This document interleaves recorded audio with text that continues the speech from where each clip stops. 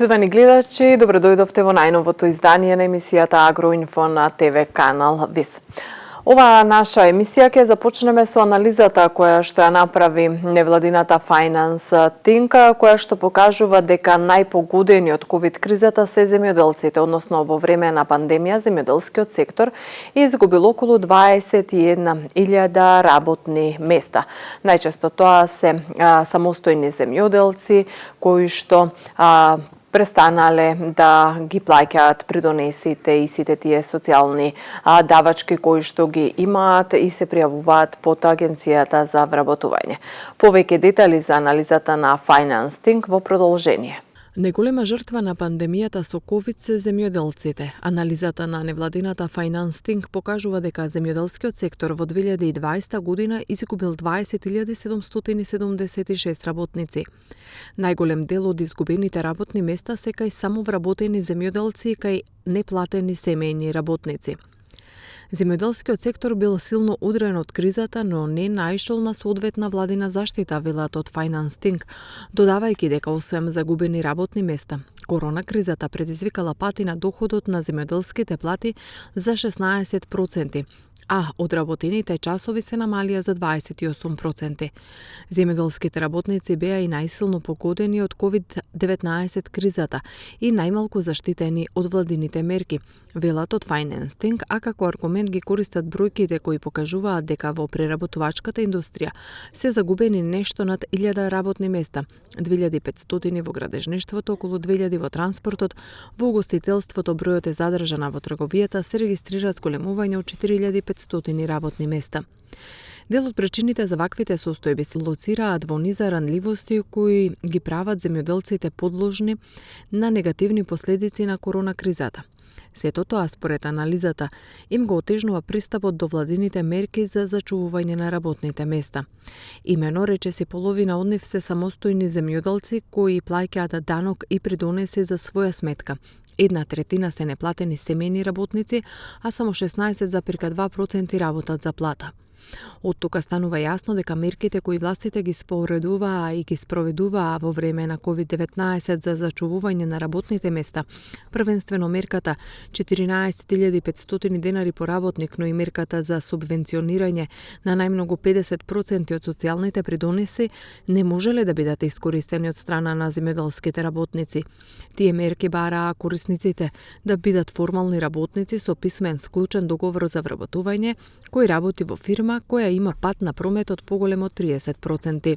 Аналитичарите препорачуваат мерката 14.500 денари по работник да се направи пристапна и за регистрираните земјоделци, а по примерот на еднократни грантови за игротеки, салони за убавина, ресторани за свадби. Вакви грантови да добиваат и мали земјоделски стопанства кои ќе документираат пат на прометот. Во 2019 година земјоделството учествуваше со 9,4% во вкупната додадена вредност и вработуваше 13,9% од сите вработени. Во 2020 година, во време на пандемијата, земјоделството продолжи да расте со стапка од 4,6%, велат од Finance Think, но изгуби речиси 21.000 работници, додека вкупната економија изгуби само 8.000. Тоа имплицира дека во време на пандемија другите сектори креирале работни места, поради што во агрегатната бројка бројот на изгубени места е скоро 3 пати помал од изгубените работни места во земјоделството, велат од Finance Think. Најмногу работни места се изгубени кај младите земјоделци од 15 до 29 годишна возраст, а според образованието, загубите се најголеми кај земјоделците со средно образование. Најзаштитени се покажале високо образованите земјоделци.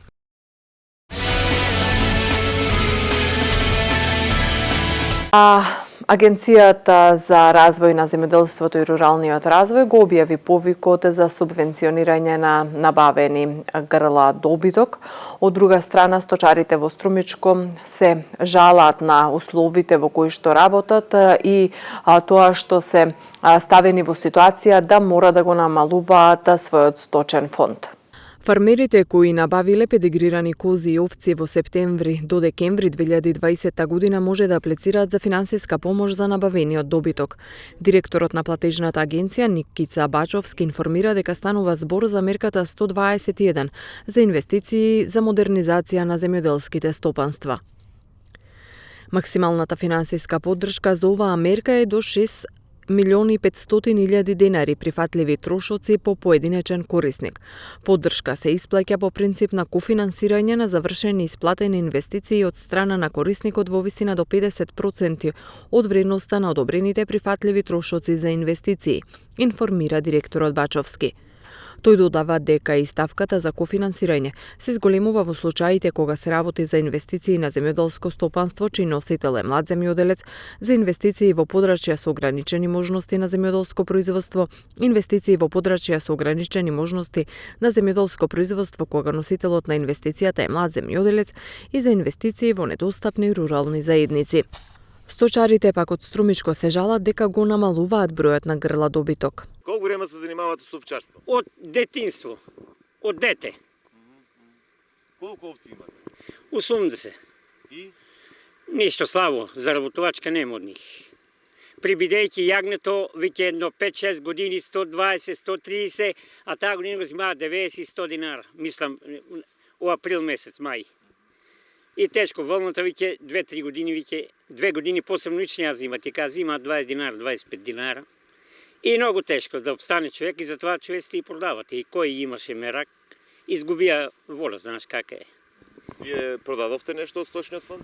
Од овциве или го задрживте? Лани продавах нешто, таа година не сум. Лани продадах 25 комада и така. Таа година оставим па подмлати јагнина. Инаку фармерите кои сакаат да аплицираат за мерката за набавен добиток, барањата треба да ги поднесат електронски со регистрација на e.baranja.ipart.gov.mk. Крајниот рок за доставување на барање за финансиска поддршка е 28 февруари 2021 година.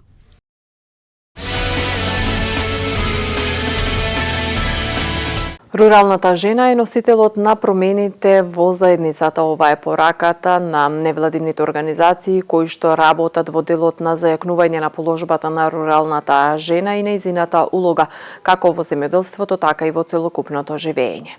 Активните жени во руралните средини се важни за промените и руралниот развој. Анализата за состојбата во државава не е на завидно ниво. Мал е бројот на жени со имот на нивно име.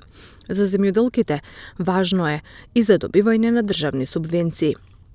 За комуникација на жените и поддршката на жената да се докаже во својот план, потребно е да го следат мојот пример, да имаат земјиште на свое име и да се регистрираат како индивидуален земјоделец, со тоа што ќе ги изголемат производството и поддршката од субвенциите за што се доделува на име на жените. Од Рурална коалиција велат дека важно е да се зајакне свеста кај руралните жени за нивната вистинска улога во општеството. Тие се носители на промени, велат од таму. Организациите кои што делуваат во овој сектор, во сектор земјоделство и рурален развој, речиси секогаш се соочуваат со одредени предизвици кога станува збор за жените и руралните средини. Податоците на терен беа фрапантни и онаа состојба која што постојано ја гледаме, каде што вложувањето на жената, особено економскиот дел и нејзината исплатливост, речиси станува целосно невидлива.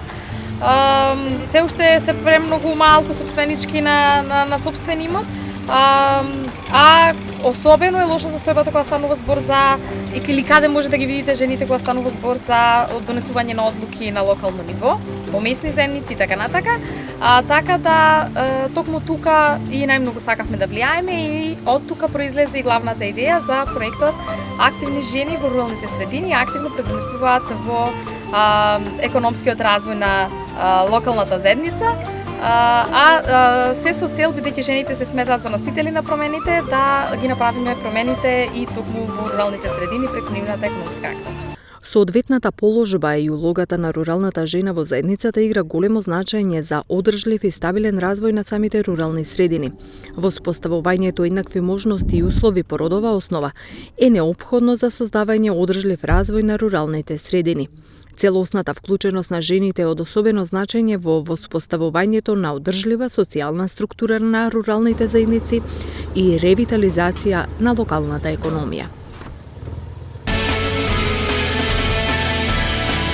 Во Агроинфо, како што знаете, секоја недела ги гледаме и стручните совети кои што за вас земјоделците ги дава Игор Ивановски, магистар по земјоделски науки. Добар ден, почитувани. Бидејќи се наоѓаме во фаза на раст и развој на голем број на земјоделски култури, пред се тука на раногринарските култури, но ова е период каде што има и припрема на одредени земјоделски работи во лозарство, овощарство. Исто така би сакал да ја посветам земјоделскава емисија, прилогот во земјоделскава емисија за запознавање на одредени пред се ѓубрива, па и заштита препарати кои што се актуелни во овој период. Ние спомнавме во минатата земјоделска емисија за природниот биостимулатор Готео, увозник од страна на Хемомак пестициди Велес. Овој пат ќе проговориме нешто за палетата кој што исто така Хемомак пестициди увезува во нашава држава, во Република Македонија, а тоа е палетата на ѓубрива од Фитоферт.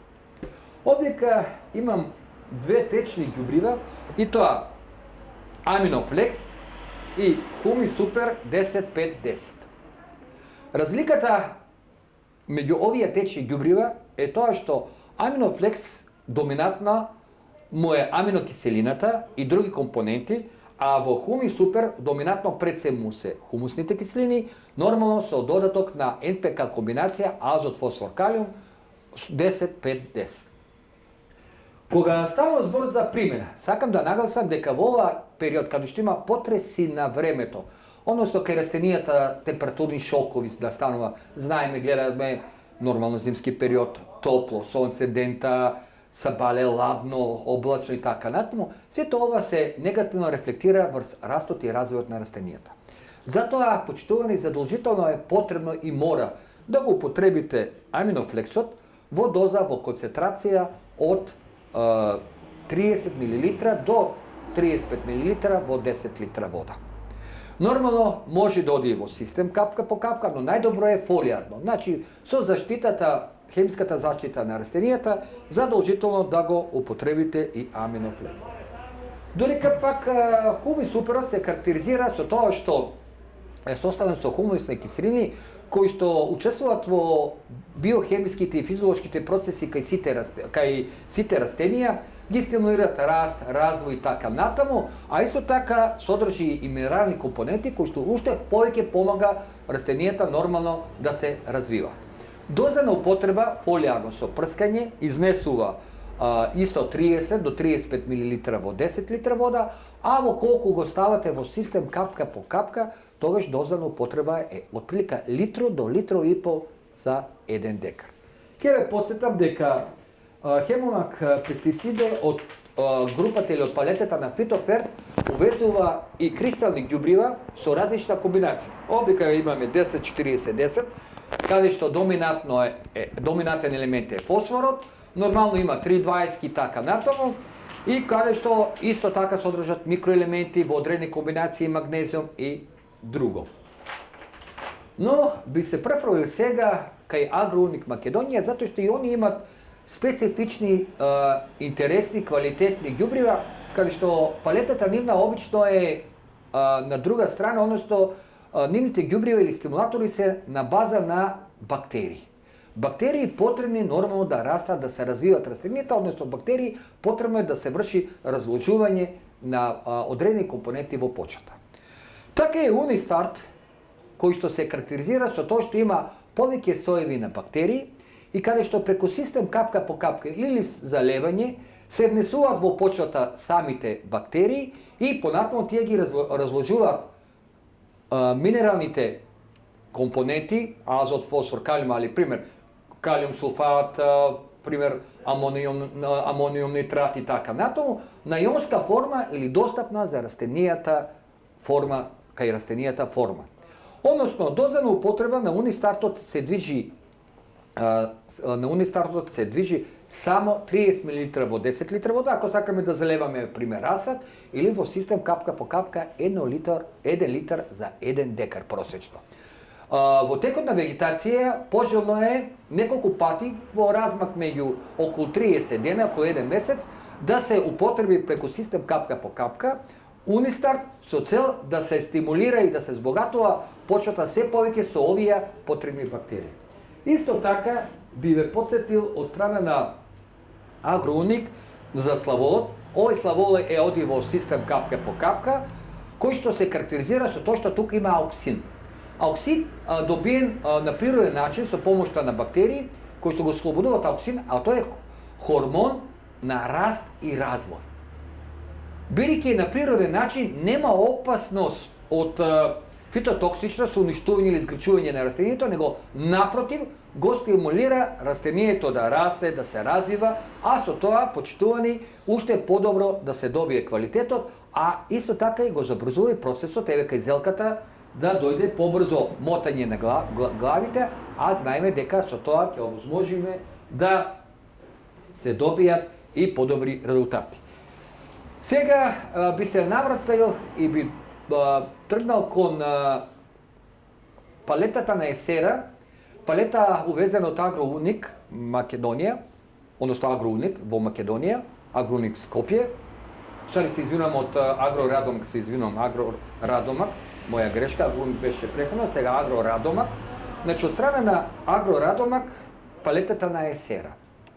Агрорадомак, знаеме дека од минатата година, покрај познатата карма пиперка на тип куртова капија, атлас и други семенски материјал, капман пестициди се префрли и увоз на ѓубрива, односно на типот на есера, каде што во рака го држам есерата калциум и бор, каде што доминатен е калциум и бор. Исто така постои есера органик, а и третата есера калиум. Значи, 3 вида на ѓубрива. Есера органик се карактеризира со тоа што во својот состав има органски материи, пред се тука содржи органски хумусни материи, кои што се 22%.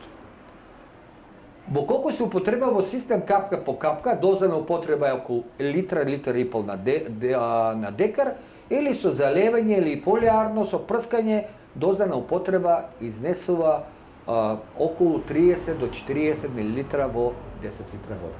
За разлика од есерата органик, есерата калциум и бор пожелно може да оди во капка, но пожелно е да се употреби фолиарно.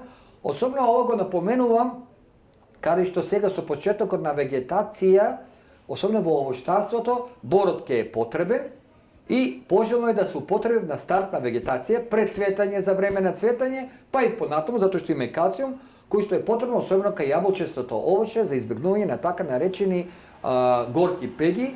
Доза на употреба е 30 до 40 мл во 10 литра вода. На последната владина седница, владата ја усвои стратегијата за тутун 2021-2027 година. Она што е како дел од активностите кои што се предвидени се субвенции и развој на земјоделски стопанства во кои што главна дејност е тутунопроизводството. Од друга страна се уште не стивнува незадоволството на тутунарите од годинешната откупна сезона, од ниската откупна цена на тутунот.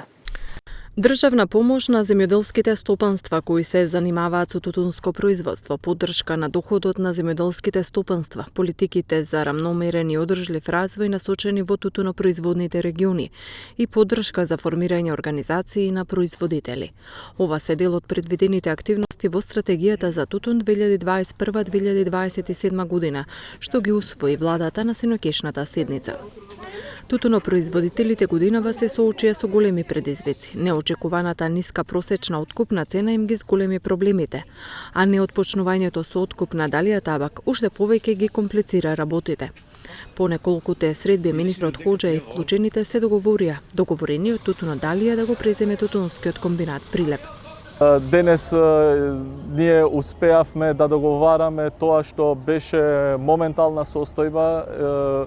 За жал, една од откупните фирми не успеало во овој период да обезбеди средства и заради тоа има околу 440 тона договорени количини што не можеше да се исполнат. И јас сакам вака јавно да му се заблагодарувам на директорот на Тутунски комбинат кој излезе на пресред и прифати да ги преземе сите обврски договорни од страна на компанијата што не успеа да обезбеди средства и со тоа решаваме еден проблем што на почетокот не беше најавено, но со тек на откупот се најави и веќе имаме решение.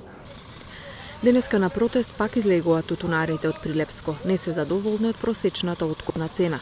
Сега таа изнесува 165 денари за килограм и во споредба со другите години е една од полошите за тутунарите. Како еден од најголемите проблеми тутунарите ја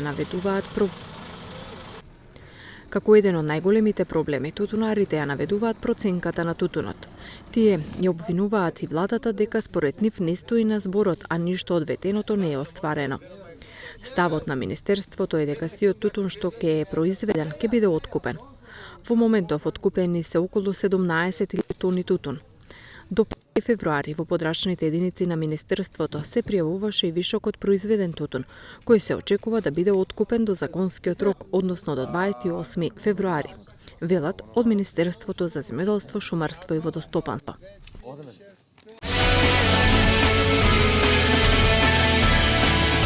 До наредниот петок винариите треба да кажат и да покажат, да поднесат извештај колку грозје ќе им треба за годинешната реколта. Тоа е една од одлуките која што ја донесоа заедно со лозарите и ресорниот министер Хоџа на првата средба, која што е најава на наредни средби на кои што треба да се дефинираат чекори кои што би обезбедиле сигурен пласман на грозјето и одбегнување на лошата ситуација која што беше 2020 година поврзана со откупот на грозјето. На сите винарски визби им е наложено да дадат извештај колкави ќе бидат нивните потреби од годинешната реколта на грозјето. И побарани им се сугестии во делот на тоа како треба да се одржуваат лозијата за годинава да има подобар квалитет на грозјето. Ова го изјави министерот за земјоделство Аријанит Хоџа по првиот состанок со представници на лозарите и винарските визби. Искажавме нашите ставови дека така како што ветивме минатата година ги исполнивме сите ветувања во делот на финансиската поддршка за таа лоша година производна за лозарството. Ова денес е првичен состанок за тоа што ќе има уште неколку вакви слични. Денес воспоставуваме диалог меѓу лозарите и винарските визби за тоа каква година сакаме да имаме. Се наложија сите винарски визби да дават извештај колку ќе бидат нивните потреби за грозје од ова година и нивните сугестии во делот на тоа како треба да се одржи лозјето во оваа година за да имаме подобар квалитет. Хоџа најави уште неколку состаноци, меѓу кои првиот ќе биде и наредниот петок, кога, како што рече, верува дека ќе има конкретни чекори до почетокот на откупот на грозјето од годинешната реколта. И верувам дека следна недела во состанокот што го закажавме за петок ќе имаме и конкретни заклучоци, односно конкретни чекори за тоа како постепено до реколтата, односно до почнувањето на откупот да ние како министерство да учествуваме и во советодавни тела, но и во тоа како да изменаџираме за најдобро да може да помине ова година делот на лозарството, односно грозјето и производите од вино. Верувам дека ваквиот однос на Министерството и партнерското постапување и решение и другите гранки да отпочнат диалог во делот на откупот и производството. И во таа насока очекувам дека ќе имаме добри и позитивни резултати да не се повтори лошата година што е зад нас, посебно за лозарите заради лошите временски услови, потенцира Хоџа.